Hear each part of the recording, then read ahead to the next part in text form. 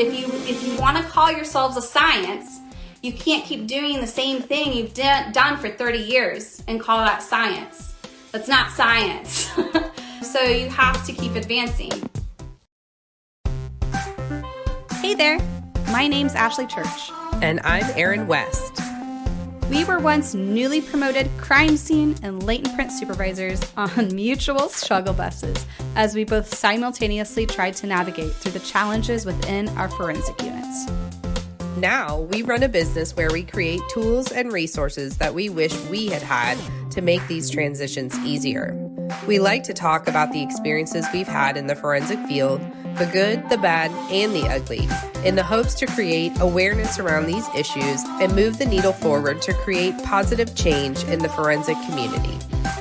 So if you're a forensic professional, regardless of your years of experience, who's not afraid to dive into real, raw, and sometimes uncomfortable topics, you're in the right place.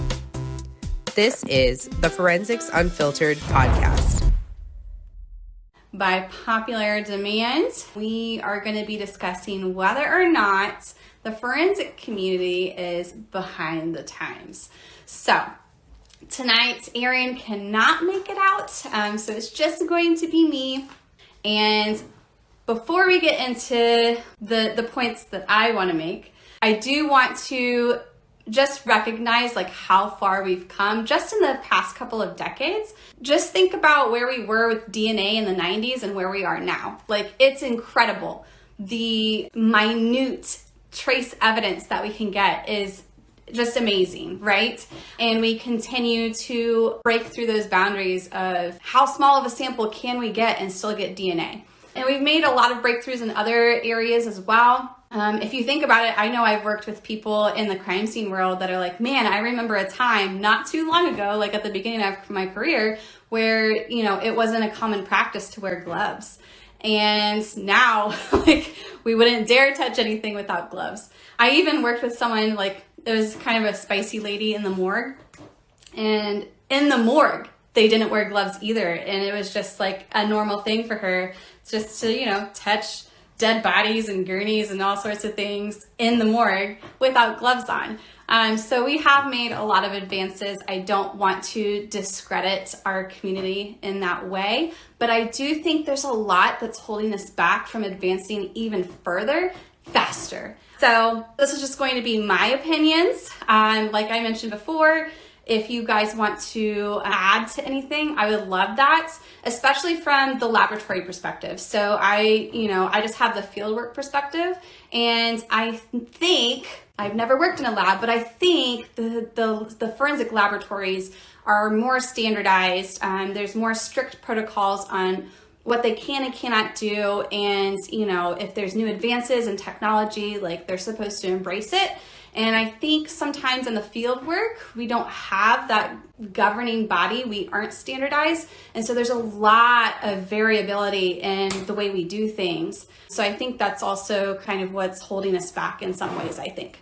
So first and foremost, I do think, again, this is field work, there's not a really solid relationship between academia and the field.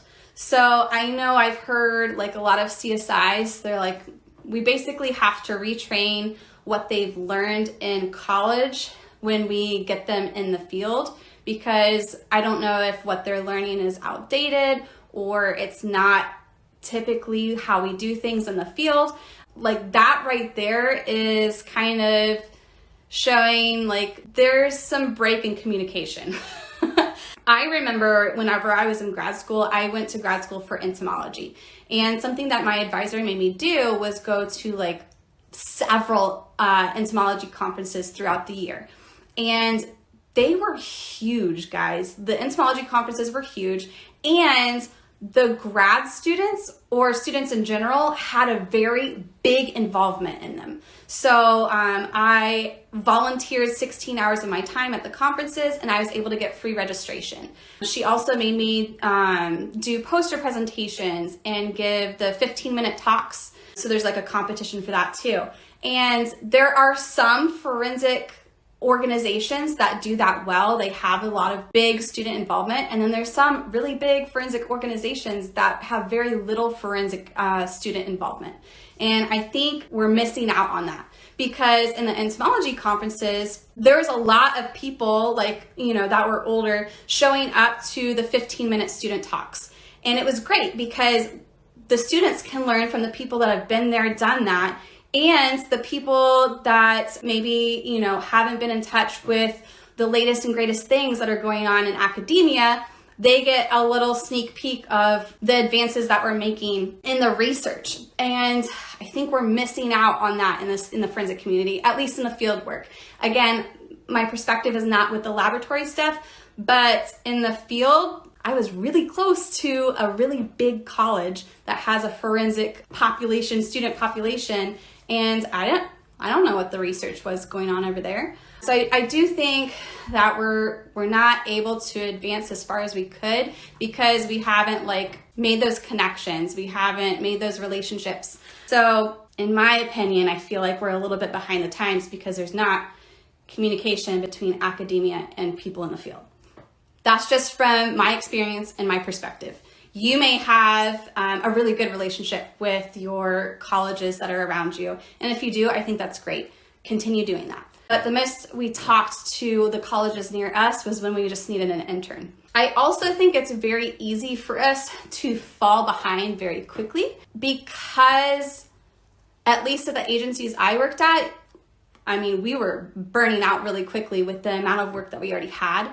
And there was no quality assurance manager that was scouring through all of quarterly or annual journal articles that are released every single year. And there was no one in our agency that had the time to really read up on, all of the research pertaining to your particular area. So if you don't have anyone in your agency that's doing that, you're just going to keep spinning the wheels, right? And doing the things the way you've always done it because you have no idea that there's new technology. There's been some research that says, this powder is better than this powder, or this dye stain is superior to this one. So you're just going to unknowingly fall behind the times because there's no one in your agency that is appointed to keep up with the research. So that's kind of sad because all of these people are spending a lot of time doing very quality research, and you probably just don't have any idea that there's these new studies coming out. And it's not a fault to anyone at the agency. They have enough work on their plate, but that's why having a quality assurance manager would be a really great idea. But if you work at a law enforcement agency, they don't really understand that. And they're like, well, that's a lot of money for a position that we don't see the value in. However, if you explain it to them in a way that they would understand, I think they would be more willing to maybe at least consider hiring someone to be that person in your lab. So for instance, in law enforcement, I am sure there's someone at the agency that is appointed to make sure that the protocols and the procedures that the officers are doing on a daily basis or the detectives are current. Especially if you think about use of force right now, huge, right? So I'm sure there's more recommendations on situations where they should use certain uses of force, or situations where they shouldn't use certain levels of force. So it would make sense to appoint someone in the agency to keep up with that research, keep up with those studies. So same thing with the forensics world. But that's, again, you can quickly fall behind if no one in your agency has the time to read through all of the new studies that are published every single year, right? All they're going to keep doing is what they know, and they're going to pass that knowledge on for the next 5, 10, 15, 20 years, and you're just going to keep doing the same things you've always been doing, not even realizing there's a better way to do it. Sometimes I think it's because of money. This is another taboo topic. Should forensic units stay attached to law enforcement units, right? Well, the thing with law enforcement units is they're a government agency, and the government agencies only have so much money. And so you're going to get what you pay for, right? Same thing with the state labs. They're run by state government, so they only have so much money. And the stuff in forensics is expensive. So for instance, if you have like a DNA lab at a state lab and their equipment, I'm sure it's like six figures, like at least a few $100,000 for those instruments, right? And then they have to keep up with those instruments and yada, yada, yada. So they're going to hold on to that instrument as long as it keeps chugging along, right? And, 10, 20 years down the road, there's newer and better and greater instruments out there, but they're hella expensive. So the state agencies are going to be like, yeah, no. So I think that's why like we're seeing more and more private forensic labs popping up, and our state labs are using it a lot. So I know our state lab, would outsource whenever they have a really large backlog, they would outsource a lot of cases to the private labs because they have the money to be able to do it. They have the bigger, better equipment. And sometimes we would send our cases directly to the private labs because they have better capabilities because their instruments are newer and greater and do all the fancier things. I think that in and of itself, we can fall behind the times just because forensics is expensive and the government bodies can't keep up with or don't see the reason to keep up with updating their technology and their equipment, because the old equipment still works fine. So why do we need to replace it, right? And that's where we can become outdated pretty quickly. Like I mentioned before, I know for a fact some of the DNA labs, the private DNA labs, have even more capabilities than our state DNA labs because they have the more updated equipment. So some of the other reasons why I do think we could be more behind the times is, and I don't mean this to be mean or call anyone out, but I think sometimes we are knowingly resistant to the technology because it's complicated and it took you so long to learn how to do things at the beginning of your career. Like, okay, if I'm going to have to retrain and learn how to use this new instrument, like that's a lot of time and investment, and I don't have that time and investment right now. So I'm just going to ignore it and just keep doing the things the way I've always been doing them. And I've seen this in several entities within the field work at least. For example, I had to do a lot of reading. I never finished it, but I did finish the bulk of it to do the pre-screening DNA lab stuff. So I had to read 9 different articles from the 90s and early 2000s about Blue Star versus luminol, and how basically at the conclusion of all of those articles, and there was a lot, the conclusion of most of those articles was Blue Star was superior to luminol. And there's a few different reasons why, but I won't even get into that. So anyway, all you have to know is the conclusion was Blue Star is superior to luminol.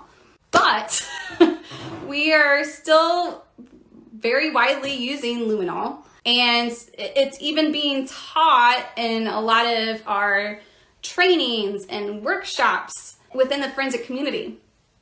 And I'm not trying to bash anyone if you use luminol. I'm not trying to bash you for using it, but I'm saying since the 90s, we've had this other tool that has proven time and time again to be more superior, and yet we choose to keep using what we're comfortable with. Another thing that Erin has noticed too is Photoshop in the latent print world. It's a great tool. You can magnify a print up to 300 times, which is a lot greater than any other manual magnifier that you can get out there. But many people don't want to learn how to use it. So they just choose to keep doing the things they've always been doing, even though there is technology out there that can improve their work. Latent prints is not my thing, so I'm just gonna leave it at that. And if you want to fight with Erin on using Photoshop versus the glass, you can fight with her on that. But I know her opinions, and that right there, it just goes to show you the vast difference in our field. There's people all over the country and all over the world that are doing things so differently in the same field. I have also heard some people, so the 3D laser scanners, they're just now gaining a lot of traction, but that technology has been around for a decade or more. But I know agencies were so resistant to using it.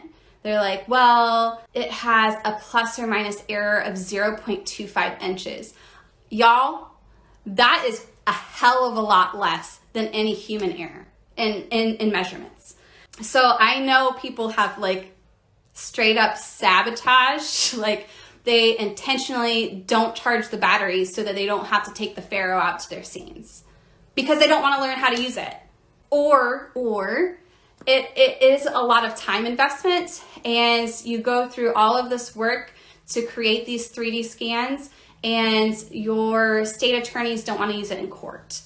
We had that resistance too, and it took probably 3 or 4 meetings with our state attorney to say, this is what it's capable of. This is the difference for your jury, like a 3D interactive scan versus a 2D drawing. What would you rather have? And once I taught them, this is how you would introduce it in court, this is what it's capable of, they were all about it. They're like, oh my gosh, why haven't we been doing this for years?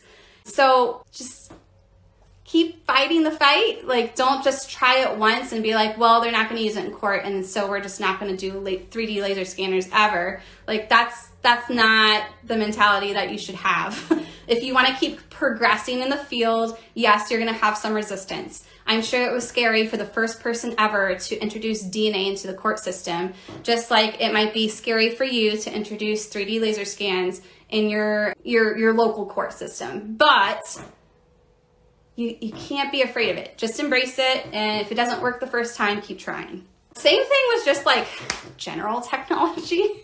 We know there are some agencies out there still using film. You can capture so much with a DSLR camera, and you can take so many more photos. If you're still using film, again, are you behind the times? Are you keeping up with technology? And I know there are still agencies that are handwriting reports. They're handwriting their forms. They have the carbon copies of the forms, and it's if you just learn or create a digital form or something like that, it's actually going to, number one, be way easier and better for court because people, their handwriting just is terrible sometimes. But also, you can become more efficient too and reduce the errors, but it takes some growing pains and you have to embrace it. And that's the thing too, is if you want to truly call this a science, we're going to continue to advance in science. We're going to debunk stuff that we thought was good to use, back in the day. And we learned that, that was actually really bad for our evidence. And, we change things. That's, if you want to call yourselves a science, you can't keep doing the same thing you've done for 30 years and call that science. That's not science. So you have to keep advancing. And yes, you're going to have to retrain and re-educate yourself and learn how to do new things. And it's going to be hard. And when you felt like you finally got a grasp on things and, this new thing gets introduced and you're going to feel inferior all over again, that's what science is.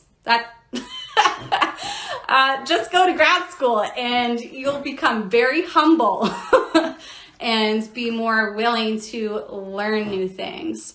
I do think also, again, this may not be as prevalent in the labs, but I do know in the field work, we can become behind in the times just because we don't have a governing body to enforce standardization. There's not really anyone that's enforcing this is the way you should do things and this is how you should do them. So it's kind of a free-for-all in the at least the field work. So even within the same county, we had several police departments in the same county and they were all doing things so differently than us. We were doing things differently from the county next to us, from state to state. So I know that a lot of people really hate accreditation and it gets a really bad name and it's a pain in the ass. But there are some things that I think are good to keep us moving forward and advancing as a science and making sure that we're not behind the times. And if we have a certain procedure or protocol that is outdated, it forces us to use something that's more scientifically sound. So again, I don't want this to be like me bashing the forensic community. That's not the case at all. But I do think there's some room for improvement for us to be able to continue advancing in the career in the field. I think part of that comes to like us coming together as a community and agreeing on how to do things a certain way, and not just be like, well, just do it however you feel like you want to do it. That's not going to ensure that we're all consistent in how we conduct our work. All right. Well, I hope you guys have a great night. We will see you next week on Taboo Topics. Thank you so much for being here and listening to Forensics Unfiltered. If you liked this episode, would you do us a favor and leave a review letting us know specifically what you liked about this topic? It will only take a minute, but it will really help us plan future episodes so we can bring you more topics that you want to listen to. We'll be sure to provide any links from today's episode in our show notes on our website. Head to www.gapscience.com. Until next time, stay safe out there.